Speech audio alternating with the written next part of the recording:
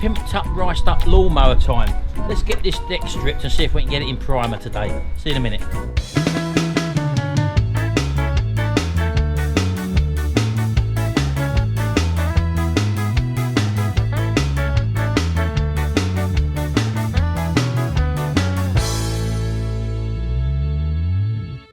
Right, well here we are then. This is our pimped up, riced up lawnmower which we're going to be creating. I've got a few things I've got in line for this, a bit further down the line. But first of all, before I do anything, I've got to strip all the paint and old grime off of this deck because I need to get it in primer, and then I've got to paint it. And when I paint it, I think you'll understand and know the colour scheme and what it may or may not be. So I will paint all this as well once I've scraped it all down.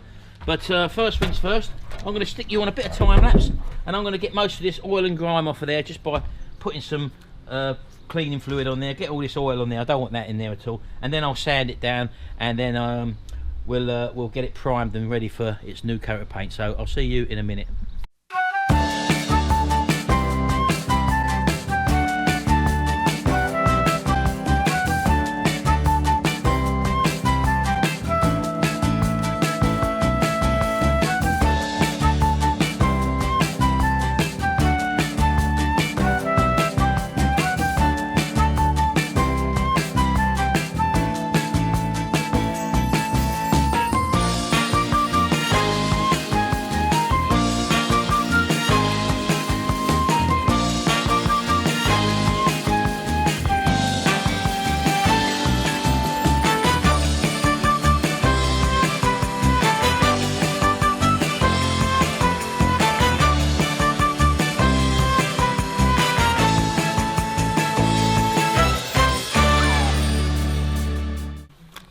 Okay, we're getting there now. Now, as you saw, I've used a grinder there with a flappy disc. That is an 80 grit one. It was only an old one, so that didn't really do too good a job, but the main purpose of that was to get all the flaky paint off, get everything down to where I need it to be for the next stage of preparation. Now, ideally, if you had a sandblasting cabinet or you knew someone with sandblasting equipment, that would be the perfect way to do this, because you would take everything off back to bare metal and then you could just start afresh. But you've got to use what you've got. Although I've got a sandblasting cabinet, my sandblasting cabinet can't quite access, get one of these inside it. So I'm just doing it this way just to show you there are other ways. Now, as you can probably see, most of the flaky rust has actually been taken off. You can see the paint here where it's still sort of left on, but that's only where that disc spins so fast it actually heats the paint up and melts it, and it just leaves a thin skim of it on there. My main concern here was to take away all the flaky rust and stuff like that and get it down to this sort of stage. And you've got limitations when you're doing with that, with this disc, because you obviously can't get into sort of tight corners like that, so you have to leave them sort of things. And that's where having something like one of these tools, again, which is a rotary sanding file, so to speak, and here you can get into all these little corners like that and use that as your second stage of grinding down and all the bits that you can't actually access. And these are ideal. I can't use mine because mine's actually blown on. When I turn it on, smoke comes out of here. I've got to repair this. So my next stage of sanding this down now is to use a sander with some 80 grit paper on it, and I mean a flat sand, something like this for example. This one's actually a bit too big because obviously I can't get in all these little corners. It's a bit bulky. You can buy the little triangle ones, which I've got. I bought them, but they're down Jimmy's unit, and they sort of look like an iron. They go to a point, and again you can get into all the corners when you're using them as well. Right, well, okay, well, I found one of these little DA sanders. It's a little bit bulky, but it's doing the job. And the problem I'm having is that I haven't got any 80 grit paper here, so I'm having to use 120. But as you can see, let me show you a bit nearer. We're nearly down to it now. I don't think you can see there. We've got that. That's what we want, is to get this back to bare metal if we can, and get the rust so it's on show like that. Now, as I say, this here we're going to be treating with the rust treatment, the Vactan rust treatment, which you know about. And as you can see, I haven't got much more to do. I'm restricted at the moment because I can't get into these little corners, because the tool I do need isn't here. But what I have got is a wire brush, and I'm hoping that I can be able to scoop all this lot out and go all around these little crevices and stuff and do it that way. It's the sort of thing where if you're going to be doing this sort of stuff, you just want a few basic sanding tools or preparation tools. They make life so much easier rather than doing all this lot by hand. You'll be here forever. It's not taking me long to do this, to be honest with you. And as I say, I've got this, so I'm going to make do with this and just see if I can dig all these corners out. So let's have a go at that.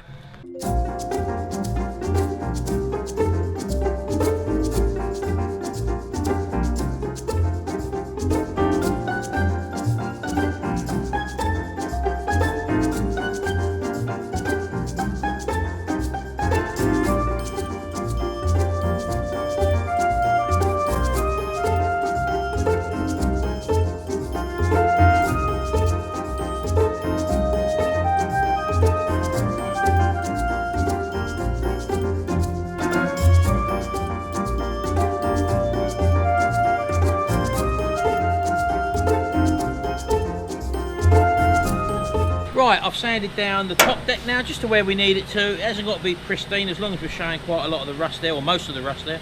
I've also sanded the underneath, as you've seen. I'll sort that out afterwards once I've prepped this, because all that needs is a Vactan treatment underneath and just what I'm going to do to the top coat now. Now this is the stuff I use for rust. There's plenty of different chemicals out there. It's called Vactan. So let's just paint this now with the old Vactan. Let it go off and then it'll be ready for primer. Now this stuff, it goes like a bluey blacky colour when it goes off, and that's when you know that it's cured the rust. Right, let's paint it all, come on.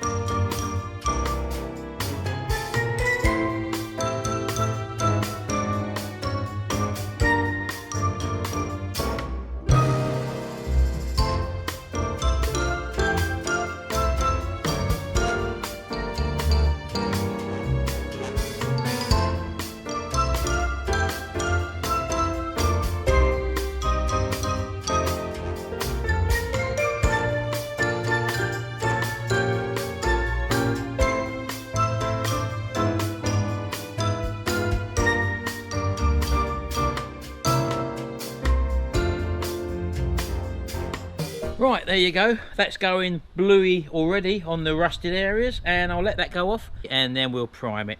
I've actually done the underneath as well. Let me show you how it goes black. As you can see, where the Vactan comes into contact with rust, it sends it all black, and that means that that rust is now converted and it's ready for obviously paint or primer or whatever. So yeah, I'm happy with that now. The underside is done, as you can probably see. Let me show you underneath as well. I've painted all that. You probably can't see, it's a bit dark under there, isn't it? But you've got to trust me when I say that I've actually done that, and that's ready for a paint of like smooth right black paint underneath. And just coming in here, Gary's been working on this lawnmower and he's got this ready for primer as well. So this was one he had. I think it was black. We're just going to find out what paint we've got. He might actually paint this red, we're not sure yet. They tend to sell better when they're red, so he might actually do that. Is that right? Yeah, whatever you say. Well, you got any red paint? You had a look? Not even had a look. You might as well have a look while you're up. Right, and all we use is normal rattle can paint, as I've told you before. And oh look, we've got plenty of it. Auto spray red gloss. That'd do, wouldn't it? Yep. It's a new tin, and I think this is only cheap. Let's have a look. Oh, look at that! Look where I've got that from as well. Look, Trotters, £2 a tin. We haven't used this stuff before, have we? No. That's ironic, that, isn't it? Look, Trotters.